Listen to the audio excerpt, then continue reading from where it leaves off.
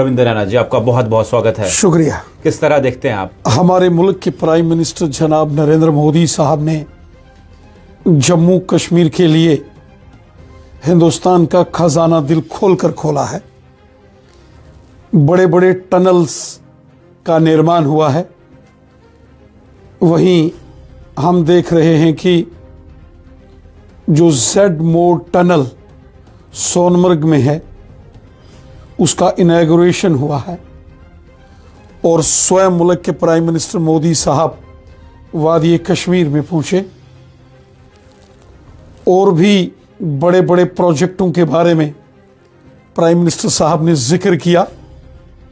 बहुत जल्द जो जोजिला टनल है वो भी पूरा होगा और जम्मू कश्मीर बाई रोड लद्दाख के साथ कनेक्टिविटी 12 महीने वो रहेगी, वरना इससे पहले सर्दियों में जोजिला टनल बंद हो जाता था। लाजवाब काम प्राइम मिनिस्टर मोदी साहब की हुकूमत ने जम्मू कश्मीर में किए हैं। पिछले दिनों आपने देखा होगा कि जम्मू में अलग से रेलवे डिवीजन बनाया गया है और इसके बाद जो रेल कनेक्टिविटी है, जो वादी कश्मीर में हमारे मुल्क के प्राइम मिनिस्टर जहानी अटल बिहारी वाजपेयी साहब की हुकूमत के दौरान वो सारा काम शुरू हुआ था और बारामूला से बनहाल तक वो रेल का प्रोजेक्ट वाजपेयी साहब की देन है और बनहाल से लेकर जम्मू और जम्मू से फिर रेल दारुल हुकूमत दिल्ली, मुंबई, कोलकाता पूरे मुल्क को कनेक्ट करने वाली है। ये प्राइम मिनिस्टर मोदी साहब की देन है।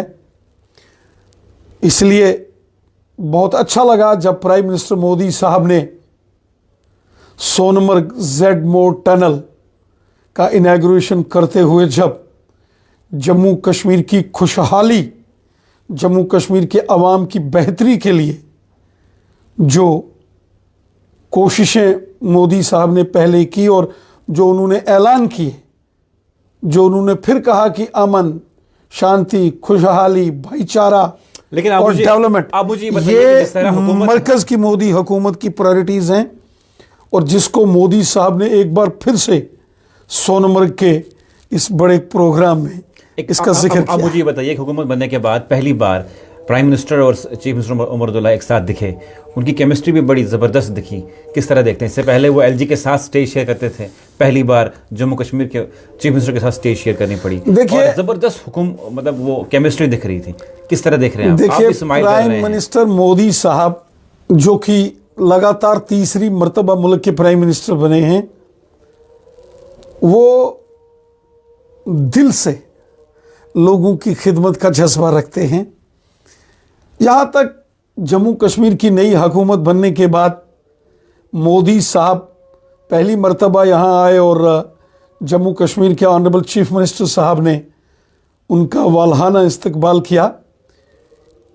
ये एक नेचुरल प्रोसेस है और इसकी सबको इज्जत और एहतराम करना चाहिए। इसमें भी कोई सियासत या कोई पॉलिटिक्स नहीं होनी चाहिए।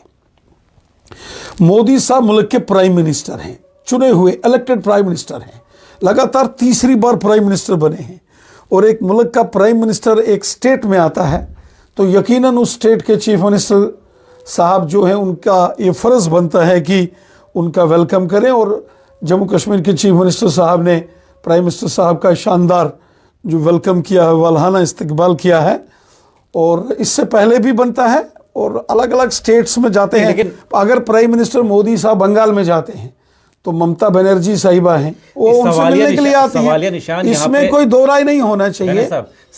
एक मुल्क का प्राइम मिनिस्टर आता है तो नेचुरल है कि चीफ मिनिस्टर साहब ने उनका वेलकम करना है। लेकिन आपकी स्माइल कुछ और उसमें कुछ भी गलत नहीं, स्माइल कुछ और बता रही। लेकिन सवाल या निशान इसलिए खड़े होते हैं क्योंकि जब से उमर साहब ने हुकूमत संभाली, नई दिल्ली में उन्होंने 3-4 बार मिले, नई दिल्ली के वजीरों से मिले, पीएम से मिले, होम मिनिस्टर से मिले। क्या दोस्ती का हाथ मिलाने की कोशिश की जा रही है दोस्ती बढ़ाने की कोशिश की जा रही, क्या हो रहा है दिल्ली में? देखिए, क्योंकि सवालिया निशान कश्मीर में भी खड़े हुए हैं। एक स्टेट के चीफ मिनिस्टर हैं, उस स्टेट के बहुत सारे मसाइल होते हैं, और उन मसाइल को हल करने के लिए अगर वो मरकज़ी हुकूमत के पास, मुल्क के ऑनरेबल प्राइम मिनिस्टर साहब के पास, मुल्क के ऑनरेबल होम मिनिस्टर साहब के पास, या मरकज़ी जो अलग अलग वज़ीरों के पास वो जाते हैं, तो ये उनका फ़र्ज़ है। वो अपनी रियासत के लिए कुछ बड़े प्रोजेक्ट जो उनके माइंड में होंगे वो मरकज़ी हुकूमत के साथ डिस्कस करने यकीनन गए। अभी आने वाले दिनों में सेंट्रल गवर्नमेंट का, हमारे मुल्क का बजट पेश होने वाला है पार्लियामेंट में। तो अभी हम देख रहे थे कि चीफ मिनिस्टर साहब ने, जो फाइनेंस मिनिस्टर ऑफ इंडिया हैं निर्मला सीतारमन साहिबा, उनके साथ उनकी मुलाकात हुई। तो स्टेट की बेहतरी के लिए शायद कुछ प्रोजेक्ट्स की डिमांड वो मरकज़ी हुकूमत के लिए गए होंगे। इसमें कोई पॉलिटिक्स नहीं होनी चाहिए, अब मुझे बताइए, इसमें कोई सियासत और कोई शरारतबाजी नहीं होनी चाहिए। एक स्टेट के चीफ मिनिस्टर अगर जाके मरकज़ी गवर्नमेंट के प्राइम मिनिस्टर साहब से या होम मिनिस्टर से मिलते हैं तो उसमें कुछ भी गलत नहीं है। वैसे भी जम्मू कश्मीर यूनियन टेरिटरी है, जो मरकज़ के तहत आने वाली हमारी जो ये यूटी है, और यूटी में एक बड़ा role ministry of home affairs government of India का होता है। और अगर हमारे चीफ मिनिस्टर जाके वहाँ मरकज़ी वज़ीरों से, ऑनरेबल होम मिनिस्टर साहब से, ऑनरेबल प्राइम मिनिस्टर साहब से बात करते हैं तो उसमें कुछ भी गलत नहीं है। और मोदी साहब ने तो उस रोज़ जब यहाँ उमर अब्दुल्ला साहब ने हुकूमत संभाली थी तो उनको तो उन्होंने मुबारकबाद दी थी। लेकिन मुझे अभी भी याद है, इलेक्शन से पहले मैंने आपको इंटरव्यू किया था, मैंने आपको सवाल पूछा था कि अगर भाजपा जीतती है तो स्टेट मिलेगी, अगर नहीं जीतती है तो स्टेट नहीं मिलेगी, ऐसे र्यूमर्स चल रहे हैं। और हुबहू वैसा ही हुआ। स्टेट कब देने वाले हैं आप? मेरा ये मानना है कि स्टेट कब देने वाले हैं? देखिए, जहाँ तक मामला स्टेटहुड का है, मुझे लगता है कि इस पर बहुत ज़्यादा सियासत अब नहीं होनी चाहिए। इसीलिए बोले स्टेट जल्दी मिलनी चाहिए। देखो, जल्दी मिलेगी, कब मिलेगी, कैसे मिलेगी, वो जो है वो मामला डिस्कशन का है। लगातार डिस्कशंस हो रही हैं। जम्मू कश्मीर एक सेंसिटिव स्टेट है, पाकिस्तान के साथ बॉर्डर है, उधर लद्दाख यूटी में चाइना का बॉर्डर है। जम्मू कश्मीर में पाकिस्तान की दहशतगर्दी जो है उसने बड़ा जुल्म सितम यहाँ किया है। इलेक्शन तो हो इसलिए मुझे ये लगता है, रियासत से कोई, मुझे लगता नहीं बॉर्डर से कोई, मुझे लगता है कि इसमें जो है या पैसा अलग अलग आपका यहाँ पे एलजी रहे। नहीं, एलजी सिर्फ मेरे नहीं है, कर रहा है एलजी तो आपके भी है। नहीं, एलजी हुकूमत कर रहा है या उमर साहब चलती किसकी है, मुझे ये बताइए। हुकूमत, क्योंकि आप एक मायानाज नेता है भाजपा। हुकूमत जो है, हुकूमत कौन चला रहा है? हुकूमत उमर अब्दुल्ला साहब चला रहे हैं। हुकूमत तो उनकी है। हाँ, मरकज़ के ज़ेर इंतज़ाम जम्मू कश्मीर जो यूनियन टेरिटरी है उसमें ऑनरेबल लेफ्टिनेंट गवर्नर साहब का रोल होता है। उसमें लेफ्टिनेंट गवर्नर साहब का कॉन्स्टिट्यूशनल ऑब्लिगेशंस, कॉन्स्टिट्यूशनल रेस्पॉन्सिबिलिटीज बहुत सारी लेफ्टिनेंट गवर्नर साहब के कंधों पर भी हैं। जो काम लेफ्टिनेंट गवर्नर साहब भी बहुत अच्छे से कर रहे हैं। लेफ्टिनेंट गवर्नर साहब का एड्रेस आपने असेंबली में सुना होगा, बहुत शानदार एड्रेस उन्होंने किया था। तो मुझे लगता है कि लेफ्टिनेंट गवर्नर साहब भी जम्मू कश्मीर की आवाम की बेहतरी चाहते हैं, अमन शांति खुशहाली चाहते हैं। आप एलजी मनोज सिन्हा साहब का पिछले 4 साल का टेन्योर देखिए, आज भी लोग उनकी कारकर्दगी को, उनके काम को, उनके आउटरीच को याद करते हैं। लेकिन लोग ये भी कहते हैं कि काश जम्मू कश्मीर का अपना गवर्नर एलजी होते तो बहुत अच्छा होते, आप ही होते तो भी अच्छा होता। देखिए, अब नहीं हो सकता, कौन होता कौन नहीं होता, मैं कह रहा हूं होने को कुछ भी हो सकता है अगर आप ही होते। लेकिन कुल मिला के मनोज सिन्हा साहब ने 4 साल बहुत मेहनत किया, अच्छे काम किए हैं। जम्मू कश्मीर आज भी लोग उनकी तारीफ करते हैं। जम्मू कश्मीर का अपना एलजी होता तो क्या होता? देखिए, ये होता तो क्या होता, वो होता तो क्या होता, ये सवाल कभी ख़त्म नहीं होते।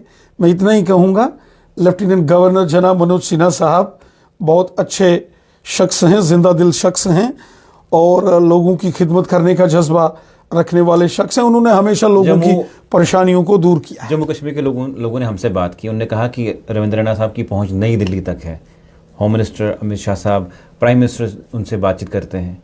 अगर जम्मू के अपने एलजी होते तो बहुत कुछ होता। इनको कहिए कि एलजी जम्मू का लगवा। देखिए, मुझे लगता है कि इस डिबेट में नहीं पढ़ना चाहिए कि एलजी जम्मू कश्मीर का होना चाहिए या लेफ्टिनेंट गवर्नर बाहर के होने चाहिए। लेफ्टिनेंट गवर्नर एक ऐसी कॉन्स्टिट्यूशनल पोजीशन है जो इससे पहले भी अगर गवर्नर भी देखेंगे तो जम्मू कश्मीर से बाहर ही लगते हैं, और जम्मू कश्मीर के बहुत सारे मायानाज लीडर ऐसे रहे हैं जो अलग अलग स्टेट्स के गवर्नर भी रहे हैं। तो इस पर कोई ऐसा साइन ऑफ इंटरोगेशन या सवाल या निशान नहीं खड़ा करना चाहिए। सिर्फ इतनी बात ज़रूर है कि लेफ्टिनेंट गवर्नर साहब ने शानदार काम किया, और आज भी मैं देख रहा हूँ जहाँ कहीं ज़रूरत पड़ती है वो मुदाखलत करते हैं, लोगों की हेल्प करते हैं। लगातार उनसे भी लोगों की मुलाकात हो रही है, इलेक्टेड रिप्रेजेंटेटिव उनसे मिलते हैं, हुकूमत के नुमाइंदे लेफ्टिनेंट गवर्नर साहब से मिल रहे हैं, और मिलजुल कर एलजी साहब और चीफ मिनिस्टर साहब काम कर रहे हैं। मुझे तो ये महसूस होता है कि जो हमारे चीफ मिनिस्टर साहब हैं वो एलजी साहब का और अच्छा उनका फ़ायदा उठा सकते हैं। जो बड़े बड़े प्रोजेक्ट्स और बड़े बड़े काम मरकज़ की हुकूमत से उनको यहाँ लाने हैं, उनमें वो एलजी साहब की मदद, आपसी गुफ्तगू और डिस्कशन करके ला सकते हैं, तो रियासत का फ़ायदा होगा। अब मुझे बताइए कि नई हुकूमत बनी और आपने भी देखा किस तरह काम चल रहा है, आप क्या कहेंगे इस हुकूमत के बनने के बाद किस तरह का काम हो रहा है? देखिए, कुल मिला के 3 महीने नई हुकूमत को जम्मू कश्मीर में हुए हैं, और अब लोग बेसब्री से इंतज़ार कर रहे हैं इस हुकूमत के उन वादों का जो इलेक्शंस के दौरान नेशनल कॉन्फ्रेंस की हुकूमत ने किए थे। बहुत सारे वादे जो बिजली के मुतालिक थे, जो सिलेंडर गैस फ्री देने का मामला थे, जो नौजवानों को रोज़गार के मामले थे, जिसका जिक्र नेशनल कॉन्फ्रेंस ने अपने मैनिफेस्टो में किया था। उसके बाद राशन को डबल करने का मामला था, और साथ ही साथ ख़वातीन को जो मंथली ऑनरेरियम देने का मामला था। ऐसे बहुत सारे वादे इलेक्शंस में नेशनल कॉन्फ्रेंस एज ए सियासी जमात उन्होंने किए, और उसके बाद उनकी सरकार बनी है। अब 3 महीने जो है वो हो रहे हैं। यकीनन लोग बेसब्री से इंतज़ार कर रहे हैं कि उमर अब्दुल्ला साहब की सरकार उन वादों को जल्द से जल्द पूरा करे, और मेरा मानना है कि ये सरकार की क्रेडिबिलिटी और सरकार की एक परसेप्शन जो होती है उसको लेकर एक बड़ा सवाल या निशान लग जाएगा अगर ये वादे जो उन्होंने इलेक्शन में किए थे अगर वो पूरे नहीं हुए। वादे तो पूरे करे, लेकिन जब नई दिल्ली साथ दे, बिना साथ के काम हो सकता है क्या? अगर नई दिल्ली काम न करे इनके साथ तो कैसे वादे पूरे होंगे? मरकज़ की स्माइली बता रही है। मरकज़ की जो हुकूमत है, प्राइम मिनिस्टर नरेंद्र मोदी साहब ने हमेशा क्या कहा आप करने देंगे वादे पूरे? क्यों नहीं, वो तो इस सरकार ने करना है, इसमें हमारा क्या रोल है? नई दिल्ली वो जब तो बजट ऐलान दे, उन्होंने किया था। नई दिल्ली जब फाइनेंस दे, बजट दे, सब कुछ उनके पास है, जब वो वहां से चीजें लेके आएंगे तभी तो यहाँ बांटेंगे। नहीं, फाइनेंशियल जो असिस्टेंस है मरकज़ ने तो हमेशा किया। जो सिक्योरिटी, क्या आपको लगता है कि जो मैनिफेस्टो में चीजें लिखी गई है वो तो हुकूमत की है? जो मैनिफेस्टो बनाया गया, जो गवर्नेंस का एजेंडा बनाया गया था एज ए पॉलिटिकल जमात, इलेक्शन में जब नेशनल कॉन्फ्रेंस उतरी थी, वो उनका अपना पॉलिटिकल मैनिफेस्टो है। उसको उन्होंने कैसे पूरा करना है वो उनको देखना है। अब वो ये कहेंगे कि 200 यूनिट बिजली कैसे फ्री होगी, या 3000 रुपया ख़वातीन को आएंगे, राशन डबल होगा, 12 सिलेंडर फ्री के कहाँ से आएंगे, ये तो उमर अब्दुल्ला साहब की सरकार को देखना है, क्योंकि ये उनके वादे हैं, ये उन्होंने इलेक्शन में ये वादे किए। अब सवाल ये है कि आप लोग क्लेम कर रहे थे अब की बार 50 पार, ऐसा हुआ नहीं, हुकूमत उमर अब्दुल्ला ने बनाई, लेकिन अब जनता ये सवाल पूछ रही है, उमर साहब कुछ कर नहीं पा रहे हैं, और भाजपा की खामोशी हमें सता रही है कि भाजपा क्या प्लान देखिए, कर रही है। भारतीय जनता पार्टी इस समय अपोजिशन की जमात है। आप खामोश है, खामोश नहीं है, से बहुत डर लग रहा है जम्मू कश्मीर, खामोश नहीं है। Bharatiya Janata party main principal opposition party का रोल अदा कर रही है। जहां सरकार गलत काम करेगी सरकार को तनकीद का निशाना बनाया जाएगा, सवाल पूछे जाएंगे सरकार से। जहां सरकार नाकाम होगी वहां सवाल पूछे जाएंगे। और जहां अगर हुकूमत अच्छा काम करती है, कोई बेहतर फैसला लेती है, तो सरकार की सपोर्ट भी करेगी। बीजेपी ने हमेशा कंस्ट्रक्टिव अपोजिशन का काम किया है। हम वो अपोजिशन या वो सियासी जमात नहीं है जो अच्छाई में भी बुराई हम नहीं ढूंढते हैं। अगर कोई अच्छा काम करेगा बीजेपी की सपोर्ट होगी। अगर कोई ऐसा काम जो गरीबों, मस्कीनों, ज़ईफ़ों, बेसहारा लोगों, दर्दमंदों की बेहतरी के लिए होगा तो उसमें भारतीय जनता पार्टी सपोर्ट करेगी। हाँ, अगर आवाम के खिलाफ कोई फैसला होगा, मुल्क के खिलाफ कोई साजिश होगी, तो भारतीय जनता पार्टी फिर अपने उस रुद्र रूप जिसको बीजेपी को लोग पहचानते हैं, जानते हैं, उस रोल को भी करना बीजेपी अच्छे तरीके से जानती है। आपने सुना जब प्राइम मिनिस्टर मोदी साहब जेड मोड टनल सोनमर्ग में जब उसका इनॉग्रेशन कर रहे थे तो उन्होंने कहा कि मरकज़ की हुकूमत जो है वो दिल खोल कर जम्मू कश्मीर की बेहतरी के लिए काम कर रही है। और मरकज़ की हुकूमत, मोदी साहब की हुकूमत चाहती है कि जम्मू कश्मीर के लोगों का भला हो, जम्मू कश्मीर के लोगों की खिदमत हो, जम्मू कश्मीर में अमन, शांति, खुशहाली हो। बड़े बड़े प्रोजेक्ट्स आज आप देख रहे हैं, 2-2 एम्स बन के तैयार हैं। जम्मू में एम्स जो यहाँ सांबा में है, कश्मीर में जो अवंतीपुरा में एम्स का काम बड़ी तेज़ी से पूरा हो रहा है। जम्मू की ring road, Srinagar ring road, Jammu Kashmir में 8-8 medical colleges, express highways, ring roads, highways, गांव-गांव में सड़कें। आज भी प्रधानमंत्री सड़क योजना के सर्वे हो रहे हैं। आज भी जल जीवन मिशन के काम गांव-गांव में लगे हैं। आज भी रूरल डेवलपमेंट के बड़े पैमाने पर गांव-गांव में काम, मरकज़ की हुकूमत के काम चल रहे हैं। मरकज़ की हुकूमत ने, मोदी साहब ने दिल खोलकर पहले भी काम किया है और प्राइम मिनिस्टर साहब ने वादी कश्मीर के अपने दौरे में साफ इस बात को कहा है कि जम्मू कश्मीर की बेहतरी के लिए वो हर कोशिश करेंगे। हर वो कदम जिससे जम्मू कश्मीर की बेहतरी होगी वो कदम उठाए जाएंगे। हर वो काम मंजूर किया जाएगा जिससे जम्मू कश्मीर के आम लोगों की बेहतरी हो। अब एक सवाल आपको लेके ये है कि हमने खबर चलाई थी कि आपको शायद भाजपा राज्यसभा भेजेगी। उसके बाद कई फ़ोन कॉल्स आए और लोगों ने ये कहा कि अगर रविंद्रनाथ जी भाजपा की तरफ से राज्यसभा जाते हैं हम उनको मुबारकबाद देते हैं। और क्या वो सच में जाएंगे? और क्या आपसे ऐसी कोई बातचीत हुई नई दिल्ली की कि आपको राज्यसभा भेज रहे हैं? देखिए, जब भी कोई हम इंटरव्यू आपका करते हैं उसके नीचे कश्मीरियों के कमेंट होते हैं, जम्मू कश्मीर के लोगों के कमेंट होते हैं, चाहे वो एनसी के लोग हों, कई जितने भी लोग हैं वो आपको सपोर्ट करते हैं। देखिए, मैं जम्मू कश्मीर की आवाम का, अपने लोगों का खिदमतदार हूँ, खादिम हूँ, सेवक हूँ, सेवादार हूँ। मैं हमेशा खिदमत के जज्बे से, सेवा भाव के जज्बे से काम करता हूँ। मैंने आज से 25 साल पहले जब अपना घर छोड़ा था, कुछ बनने के लिए घर नहीं छोड़ा था, मैंने खिदमत का जज्बा लेके, हुब्बल वतनी जिसको देशभक्ति का जज्बा कहते हैं, अपने मुल्क से मोहब्बत, मादर वतन से मोहब्बत का जज्बा और गरीबों, मस्कीनों, ज़ईफ़ों और बेसहारा लोगों की खिदमत का जज्बा, ये लेकर अपना घर से मैं 25 साल पहले निकला था। और मैं आज भी हर रोज़ आम लोगों की खिदमत का जज्बा लेकर काम करता हूँ। पार्टी ने मुझे हमेशा और आवाम ने बहुत प्यार दिया है।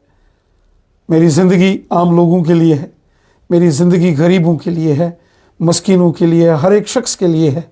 मैं कभी मज़हब के नाम पर या इलाके के नाम पर कभी सोचता नहीं हूँ। मैं जो मोदी साहब का नारा है, सबका साथ, सबका विकास, सबका विश्वास, इस मिशन के साथ काम करता हूँ और सबका काम करता हूँ। जो मेरे अपने हैं मैं उनके भी काम करता हूँ और जो मेरे सियासी हरीफ हैं अगर उनको भी कहीं मेरी ज़रूरत पड़ती है तो मैं उनके लिए भी मददगार हूँ।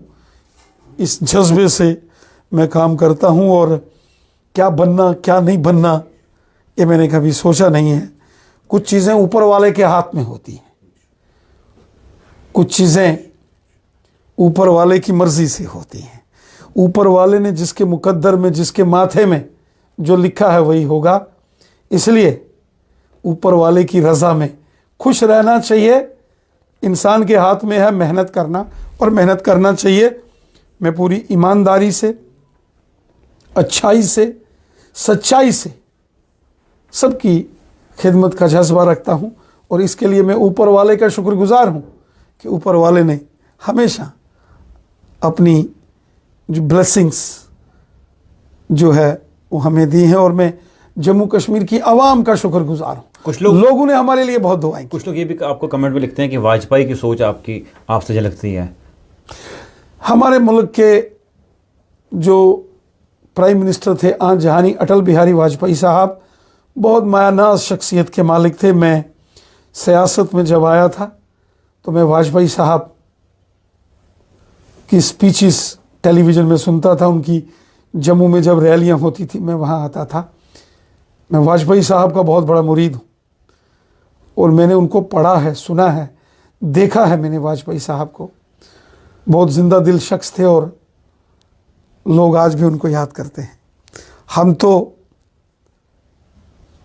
कोशिश कर सकते हैं उनके दिखाए हुए रास्ते पर चलकर मुल्क की और आवाम की खिदमत करें, और वही करने की कोशिश कर रहे हैं।